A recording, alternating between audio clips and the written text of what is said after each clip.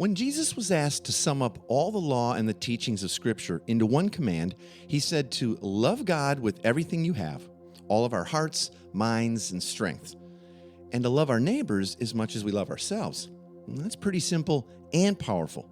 But most of us have turned this simple idea of loving our neighbors, our actual neighbors, into a nice saying, maybe putting it on bumper stickers or a refrigerator magnet, and then going on with our lives without actually putting much of that into intentional practice. What would happen if every believer and every follower of Jesus took this great commandment literally?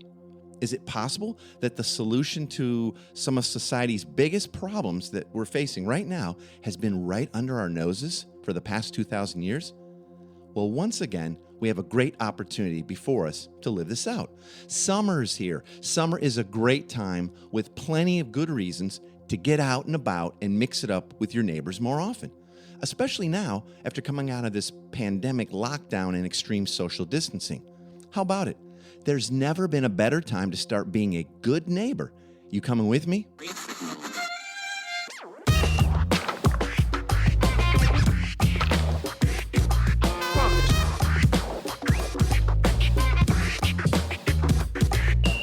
Welcome to the Everyday Disciple podcast, where you'll learn how to live with greater intentionality and an integrated faith that naturally fits into every area of life. In other words, discipleship as a lifestyle. This is the stuff your parents, pastors, and seminary professors probably forgot to tell you. And now, here's your host, Caesar Kalinowski.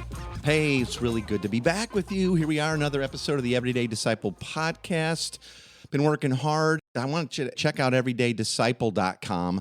And not only is the podcast there, but there is a ton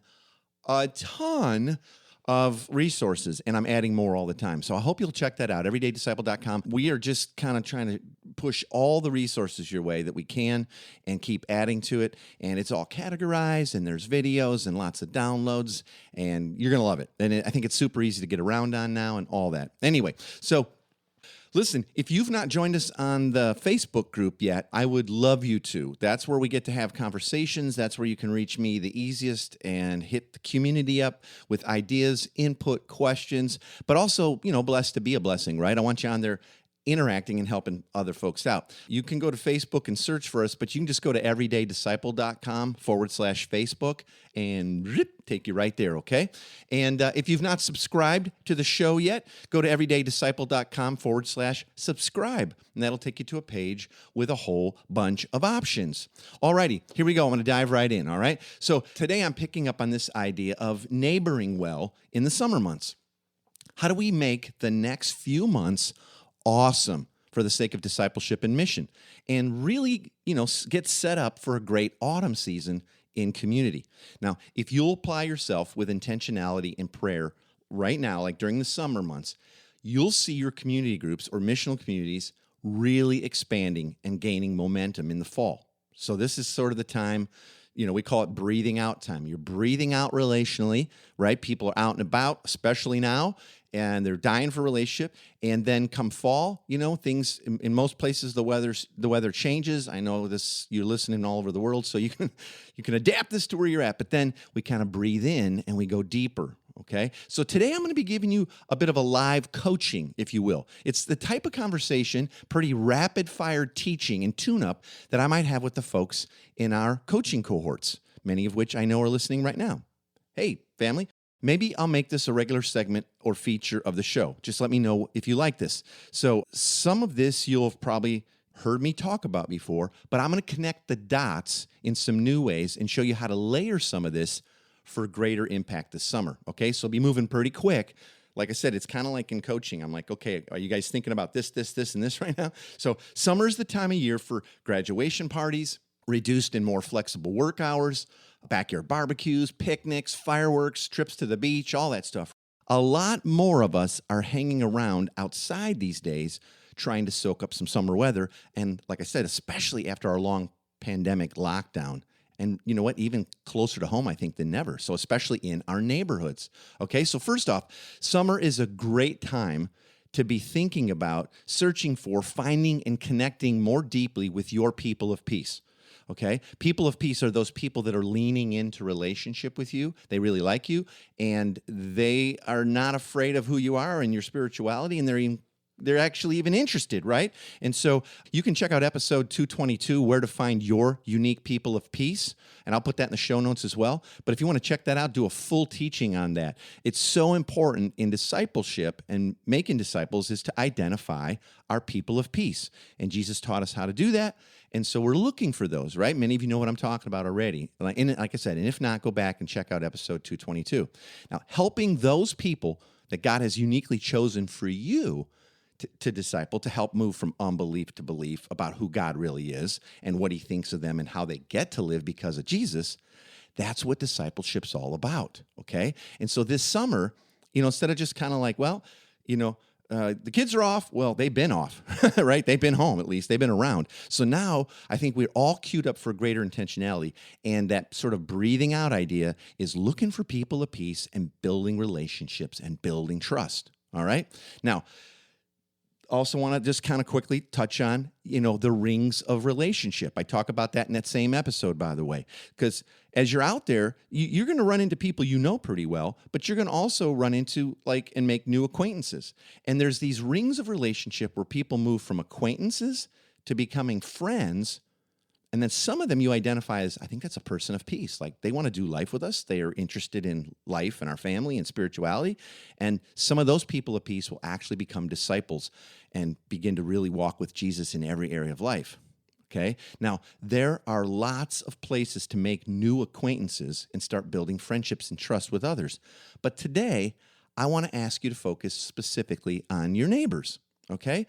So doesn't it make sense? They're right there, just like building a family, because that's what an oikos is. It's your extended family. That's what really a community on mission is.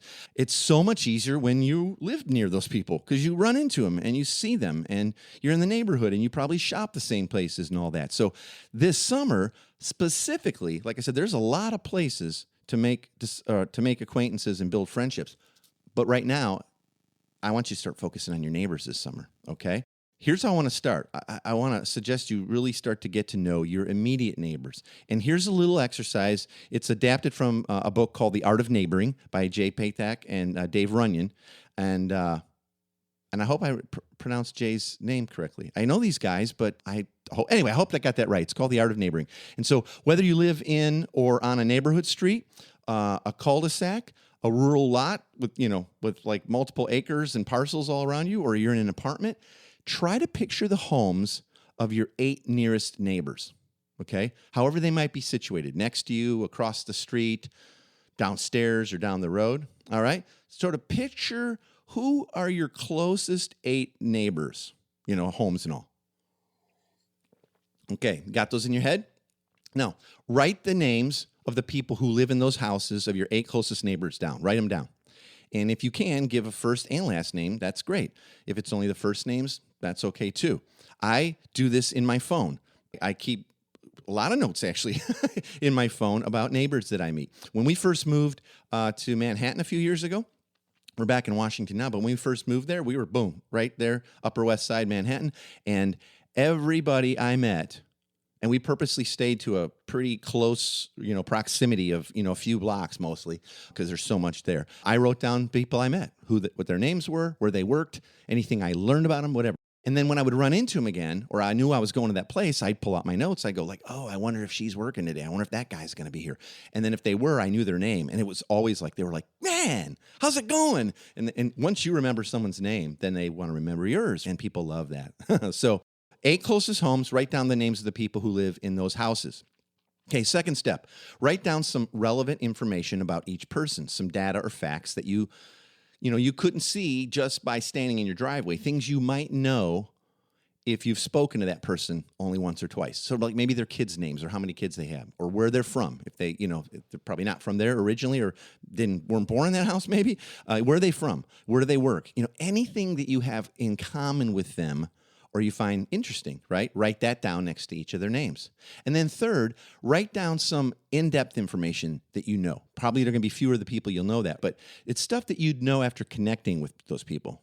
This might include like their career plans or some family dreams or anything to do with their purpose, like their purpose in life. Write down anything meaningful that you've learned after interacting with them for a while. Okay, so right away you might be thinking like, don't know if I'd be able to put much down, right? How'd you do? How'd you do on your list? Okay, well, according to the experiences of those authors, Jay and Dave from the book Art of Neighboring, after leading this exercise with thousands of people, they said the results are pretty strikingly consistent. They said about 10% of people can fill out the names of all 8 of their neighbors. All right, so 10%. Wow, okay. About 3% can fill out the second stuff where you kind of know a little bit more about them and, maybe their kids' names, where they're from, that kind of stuff, 3%. And less than 1% of people can fill out like some deeper stuff and really know about the lives of everybody in those 8 homes, okay? That's not a lot, is it? Listen, when Jesus was asked to sum up all the law and teachings of Scripture into one command, he said to love God with everything you have, all of our hearts and minds and strengths, and to love our neighbors as much as we love ourselves. That's pretty simple and powerful, right? But most of us have turned this simple idea of loving our neighbors into a nice saying, maybe putting on bumper stickers or a refrigerator magnet and then going on with our lives without actually putting much of that into intentional practice. And it takes intentionality. But what would happen if every follower of Jesus took this great commandment, that's what it's called, right? Literally. What if every Christian took that literally? Is it possible that the solution to society's biggest problems and all the stuff we're facing right now, the solution's been right under our noses for the past 2,000 years? So a hard question to ask ourselves is, are we fulfilling the great commandment with our actual neighbors? Are we? Love God with all of your heart and your mind and your soul and your strength, everything you have, and love your neighbors in the same way. Are we fulfilling that? I can remember my buddy Kevin Turner, an old friend of mine, who I traveled all over the world and did short-term missions with him and relief work. He once told me that he wouldn't take folks on overseas mission trips if they didn't know their neighbors' names and had not started building relationships with them and gotten to the point of having spiritual conversations with many of them. He was like, well, why would I want to take people who don't make disciples here or ever share their faith or love on people deeply? Why would I want to spend tons of money or have them raise a ton of money and take it overseas to export that, right? Well, it's the same way here. So many of us, we're wanting to live on mission, or even, I know a lot of you listening are leading churches and all that. How well do you know your neighbors? And are you fulfilling the great commandment? I can remember when I was working at the mega church, and it was a lot of hours, and I was in that building on that campus all the time. And I can remember getting to a point where it's like, I do not have one single relationship with a not yet believer. I only have friends from church, mostly staff. When I come home, I kind of hide. I kind of fall out. I'm done, And I realized that's not right. And if that's where we're at as pastors, as, leaders in the church, are people doing any better? I don't think they were. Okay? So, food for thought, right? So, let's start to be better neighbors this summer. Okay? Now, if you're anything like a lot of people in those same statistics, that I gave earlier about how many people really know their neighbors, we've got some work to do to get to know your closest neighbors. Here are a few quick tips on ways to do that and practice some good neighboring, okay? Start throwing parties or dinner parties this summer, like barbecues or breakfast club where you do like a brunch or something, or happy hours, or organize a picnic, or maybe some sort of an opportunity to serve together in the neighborhood or in your city.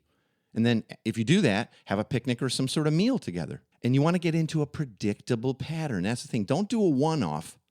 Pick a day of the week and say, well, we're going to start doing happy hours, or we're going to start doing an open table, but it's going to be like a barbecue. Unless it rains, then we'll just come on inside. Hand out flyers, go door to door and meet them, invite them to join you.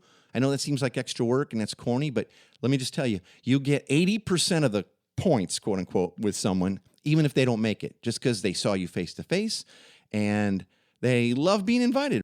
So even if folks do not come to your party, they're going to love it. And here's another thing. This is another super high-end user tip. If folks don't come to your party or your barbecue or whatever you're doing, it's awesome to take them some food or dessert from the party anyway. Say, hey, we missed you, and I hope you'll make it next time, but I know life's crazy busy. We'll be doing it again next week, but I brought you some pie, or I brought you some leftover ribs, or whatever. That is awesome. When you throw a dinner party or a neighborhood meal together, you really get to know people easily, right? And you can start to, over time, you'll start to notice who are those people that are coming consistently.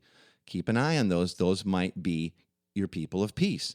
And you can start to cross-pollinate relationships among folks as well by asking good questions and listening well. Let me give you 3 real quick questions that we love to do. You can't do this every week, right? But like, let's say you get your first one and you get some handful of people together, and you could follow up on this and go, hey, last week we did this, but you guys weren't here. But I asked these 3 questions, and they completely break people down like in the best way, and you get to know a little bit about them. Where were you born? Like, what is the city and state you were born, or what country, whatever. What is your favorite childhood memory? And the third thing is, what is the worst job you ever had? And so what we usually do is we go around, we go like, hey, I got some questions just to kind of help us get to know each other. Let's all go around. Where were you born? And I usually do this like once we're seated. So it's, it's easier. People aren't like spread out all over the yard or whatever, obviously. Where were you born? You're going to find people are going to like, oh no, that's crazy. My dad's from there. Or like, I was born there too. Oh my gosh, or whatever. What's your favorite childhood memory? Always amazing. Get to know a lot about it. I've had a few people say, I don't have any. That tells you a lot as well. And what's the worst job you ever had? That's usually hilarious. So check those out. That'll help you start to break the ice and start to get to know people and some stuff, and you can add it to your list. Okay. Here's some other stuff. How might you start to bless some of your neighbors that are starting to, regularly interact with them and those people of peace in either word, action, or gift? That's how we train and disciple people, is like, look to, we're blessed to be a blessing. Start living like you believe it, right? Like pray and ask God, to show you who to bless in either with your words or actions or gift. Can you imagine how a few families who are together living on mission, or even just your family alone, if that's all you have right now, can you imagine the impact you could have on a neighborhood if you're blessing 3 people or families a week throughout the entire summer? A word gift, an encouragement, or you drop a note or something off, or a gift. Hey, so I had a baby, or, we were talking about this the other day and I love this thing. So I just want to drop that off. I had 2, or I got you one, a little something. Or maybe it's an action blessing where you serve them in some way. Hey, you're talking about needing to pull all your weeds, or you're going to plant some bushes this weekend. Here I am. I got my stuff and I love it. I love helping, right? And so can you imagine the impact that your family would have, or if you're doing this with a handful of families already in community, if you started praying and asking God to show you who are 3 people we could bless this week, word, action, or gift, write it down, share it with each other, do it. When you guys get back together as a community, talk about it, how those things go. It's powerful, and it's simple, and it's really, really fun. And I would encourage you, get your kids involved, okay? So there you go. There's sort of some rapid fire ideas on how to really dig in this summer. None of it's heavy lifting, but it does take intentionality. All right? I hope that's helpful. I hope that you'll dive into some of those things, and I know they'll work for you. This is simple. It really isn't about a bunch of hard extra stuff. It's really some intentionality. Like, think about it. Well, yeah, but we don't throw barbecues every week. Well, but you eat those nights, right? Anyway, so there you go. Well, hey, as always, I want to leave you with the big 3 takeaways from today's discussion, from today's topic. So if nothing else, you don't want to miss these, all right? And by the way, you can always get the big 3 as a printable PDF for like a free download. All you have to do is go to everydaydisciple.com/big3, and you can get those downloaded. All right, let me get a little sip here. All right, hope that didn't sound too weird. And we're going to dive into the big 3. Okay, here's the first one. Don't miss it. Summer is a great time with plenty of good reasons to get out and about and mix it up with your neighbors more often, especially now after coming out of this pandemic lockdown and extreme social distancing. People are more ready than ever to be reconnecting with others and are more open to hanging out and being with people. So kind of the way has been paved. To find your people of peace, you need to first be a person of peace. So throw parties. Go to parties, go for walks, ask lots of questions, and trust God that he'll glorify himself through all that. He really will. Number 2, don't miss this. Jesus said to love God with all our hearts and mind and strength, and to love our neighbors as ourselves. And I just want to say, this great commandment is critical in fulfilling his great commission, which is make disciples. Okay? Don't let fear of man or performance anxiety or past experiences with your neighbors keep you from trusting God to guide you this summer. You already have his perfect love and acceptance, regardless of which neighbors respond to your attempts to build new relationships. Okay, so you can feel free and sent by our Heavenly Father to invite everyone to a place at the table and leave the results to him. Third, go ahead and do that experiment. Make a list of your 8 closest neighbors' homes. Using that outline I spoke about earlier from the Art of Neighboring, write down their names and anything you know about the people in those homes.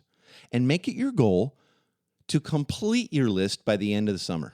See, just there you go. What if that was just primarily the primary goal? I'm going to get to know these people. I'm going to be able to answer those questions. Now, this will take some pretty great intentionality, but if you'll do this prayerfully and expectantly, you will most definitely find new people of peace, and you'll see your community growing in size and growing closer. And this is all a key component to making disciples, okay? So go ahead and get out there. I'm going to throw some links to where to find your people of peace, that episode, on the Big 3 and also in the show notes this week for you. And I'll put a link to the book, The Art of Neighboring, full of great advice and tons of stuff in there, okay? Well, that's about it for today. I'll talk to you soon. Thanks for being here with me. Thanks for joining us today. For more information on this show and to get loads of free discipleship resources, visit everydaydisciple.com. And remember, you really can live with the spiritual freedom and relational peace that Jesus promised every day.